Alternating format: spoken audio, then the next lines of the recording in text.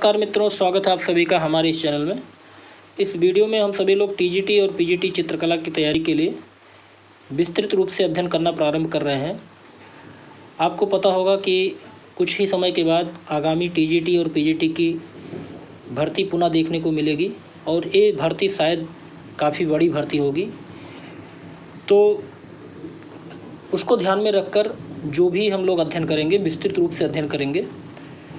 तो आज का ये क्लास आपके लिए बहुत ही महत्वपूर्ण है और आगामी आने वाले वीडियो आपको इसी प्रकार से टीजीटी कला के मिलते रहेंगे। तो आपको ये वीडियो अगर अच्छा लगेगा तो लाइक और सब्सक्राइब जरूर कीजिएगा और अभी से आप तैयारी शुरू कर दीजिए, जिससे आगामी भर्ती में एक सीट आपका कंफर्म हो। तो चलिए सबसे पहले आज अध्ययन करते हैं कला का अर्थ। तो सबसे पहले कला का अर्थ अगर बात करें तो शास्त्रों के माध्यम से हमें पता चलता है कि कला शब्द का प्रयोग सबसे पहले ऋग्वेद में हुआ था। तो ये प्रश्न पूछा जा सकता है कि कला शब्द का सबसे पहला प्रयोग कहाँ पर हुआ था। तो कला शब्द का सबसे पहला प्रयोग ऋग्वेद में हुआ है। उसमें लिखा गया है ऋग्वेद में एक स्थान पे, यथा कला यथा सफ मध सुड़ सा नियमित। इसके अतिरिक्त हम कला शब्द का प्रयोग अन्यत्र स्थानों पर देखते हैं, जैसे शतपथ ब्राह्मण में, षष्ठविश ब्राह्मण में, संखायन ब्राह्मण में, तैत्तिरीय ब्राह्मण में, आरण्यक में, अर्थववेद में भी हमें कला शब्द देखने को मिलते हैं। ठीक, तो चलिए आगे देखते हैं। कला शब्द का यथार्थवादी जो प्रयोग किया है सबसे पहले, तो भरत मुनि ने अपने नाट्यशास्त्र में किया है। तो ये प्रश्न पूछा जा सकता है कि कला शब्द का यथार्थवादी प्रयोग सबसे पहले कहाँ पर हुआ है। तो नाट्यशास्त्र में हुआ है और उसका प्रयोग किसने किया? आचार्य भरत मुनि ने। और कब किया? प्रथम शताब्दी में किया। आप इसका नोट्स या स्क्रीनशॉट लेकर नोट्स भी बना सकते हैं। वहाँ लिखा गया है, ना तज्ज ज्ञानम ना तिछलिपम ना सा विधा ना सा कला।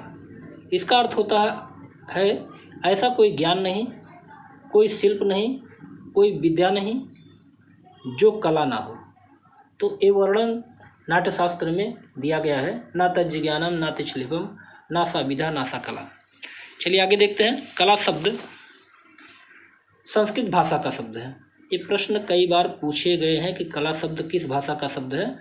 तो कला शब्द जो है वो संस्कृत भाषा का शब्द है और कल धातु से कला की व्युत्पत्ति मानी जाती है। धातु जो है वो कल धातु से कला शब्द की व्युत्पत्ति मानी जाती है, जिसका अर्थ होता है प्रेरित करना। तो कला शब्द का जो अर्थ होता है, कला धातु कल धातु का जो अर्थ होता है वो होता है प्रेरित करना।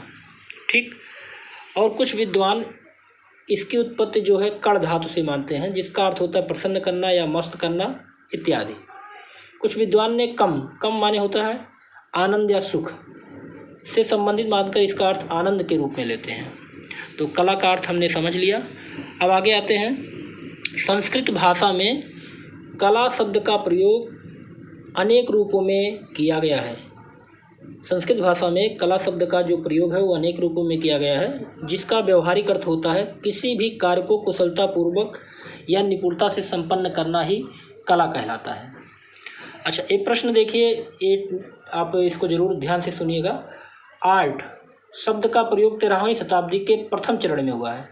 ये प्रश्न पूछा जा सकता है और एक बार पूछा भी गया है कि आर्ट शब्द का प्रयोग सबसे पहले कब किया गया।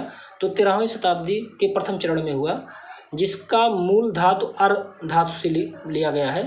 इसका अर्थ होता है बजाना, पैदा करना, फिट करना आदि, इसका अर्थ माना जाता है। तो इस प्रकार से कला के हमने अर्थ समझे। ठीक है, और कला किस धातु, उस धातु का अर्थ क्या होता है। चलिए आगे देखते हैं। आगे है कला की परिभाषा। कुछ विद्वानों ने कला की अपनी अपनी परिभाषा अपने अपने अनुसार दी है। ठीक है, जैसे रविन्द्रनाथ टैगोर ने अपने अनुसार कला की परिभाषा दी है। उन्होंने कहा कि मनुष्य अपनी अभिव्यक्ति करता है। कला में मनुष्य क्या करता है? अपनी अभिव्यक्ति करता है। ये रविन्द्रनाथ टैगोर के द्वारा कहा गया है। ठीक, रविन्द्रनाथ टैगोर ने कहा है कि कला में मनुष्य अपनी अभिव्यक्ति करता है। दूसरा, मैथिली शरण गुप्त, आप जानते हैं हिंदी के बहुत ही विद्वान हैं। मैथिली शरण गुप्त के अनुसार कला की परिभाषा जो दी गई है, उन्होंने लिखा है, अभिव्यक्ति की कुशल शक्ति ही तो कला है, जो अपूर्ण कला की पूर्ति है। ठीक, वहीं जयशंकर प्रसाद ने भी कला की परिभाषा दी है। उन्होंने कहा ईश्वर की कर्तव्य शक्ति का संकुचित रूप जो हमको बोध के लिए मिलता है वही कला है। ये वेरी इंपॉर्टेंट है। ईश्वर की कर्तव्य शक्ति का संकुचित रूप जो हमको बोध के लिए मिलता है वही कला है। इसके बाद प्लेटो ने कला की परिभाषा दी है। प्लेटो के द्वारा कला की परिभाषा दी गई, कला सत्य की अनुकृति है। वहीं अरस्तु ने कहा है कि अनुकरण ही कला का मूल है। अरस्तु के अनुसार कला जो है अनुकरण है और प्लेटो के अनुसार कला सत्य की अनुकृति है। फ्रायड महोदय के द्वारा कला की परिभाषा दी गई है। उन्होंने कहा कला दमित वासनाओं का उभरा हुआ रूप है। फ्रायड महोदय के अनुसार कहा गया है कला दमित वासनाओं का उभरा हुआ रूप है। टॉलस्टॉय ने कहा है कि कला भावों को क्रिया, रेखा, रंग, ध्वनि या शब्द द्वारा इस प्रकार अभिव्यक्त करना है जिसे देखने या सुनने वाले के मन में वही भाव जागे। ये टॉलस्टॉय ने कहा है।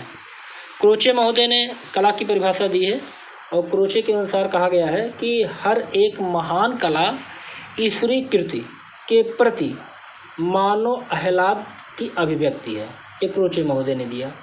हीगल महोदय के द्वारा कला आदि भौतिक सत्ता को व्यक्त करने का माध्यम है। हीगल महोदय वेरी इंपॉर्टेंट है, इनको आप याद कर लीजिएगा। हीगल महोदय ने कला की परिभाषा दी है। उन्होंने कहा कि कला आदि भौतिक सत्ता को व्यक्त करने का माध्यम है। तो आज का ये टॉपिक यहीं पर समाप्त होता है। तो आपके टॉपिक कैसे लगे, अच्छे लगे हों तो लाइक और सब्सक्राइब जरूर कीजिएगा, कमेंट बॉक्स पर जरूर बताइएगा। अगले वीडियो में इसी तरह के वीडियो विस्तृत रूप से कला का अध्ययन हम लोग टॉपिक वाइज करते रहेंगे। तब तक के लिए जय हिंद, जय भारत।